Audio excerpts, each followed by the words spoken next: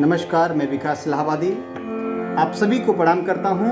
और इस जेठ के महीने में किस हिसाब से बादल गरज रहे हैं, एक पत्नी की क्या मनोदशा है, उसका पति जो प्रदेश में इस कोरोना महामारी में फंसा हुआ है, किस भाव से।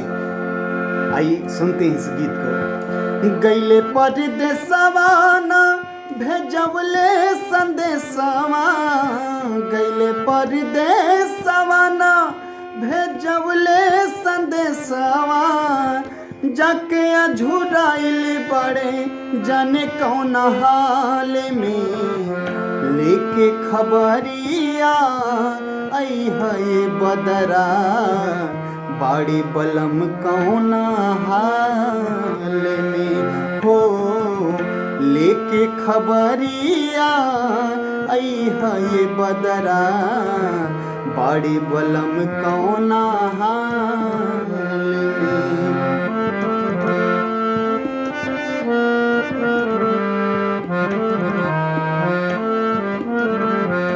निक नाही उनका बिना लागे घर अंगना, खनकेल नहीं मोरे हाथे के कंगना, खनकेल नहीं मोरे हाथे के कंगना, रहती नियरवा जो डैती जियरवा, रहती नियरवा जो डैती जियरवा, धके अकबारी चुम्मा देती दोनों गाल में, लेके खबरिया आई है ये बदरा, बाड़ी बलम कहोने हाल में हो, लेके खबरिया आई है ये बदरा, बाड़ी बलम कौना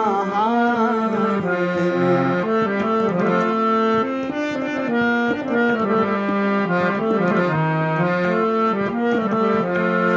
अखिया से बिसरना सैया के सुरतिया, अखिया से बिसरना सैया के सुरतिया, पगलिक भेष भैले याद का के बतिया, पगलिक भेष भैले याद का के बतिया, सजली से जरिया पे निदियो नयावे, सजली से जरिया पे निदियो नयावे, निर्मल विकास मनोहर अहि कौने हाल में, लेके खबरिया आई है ये बदरा, बाड़ी बलम कौने हाल में हो,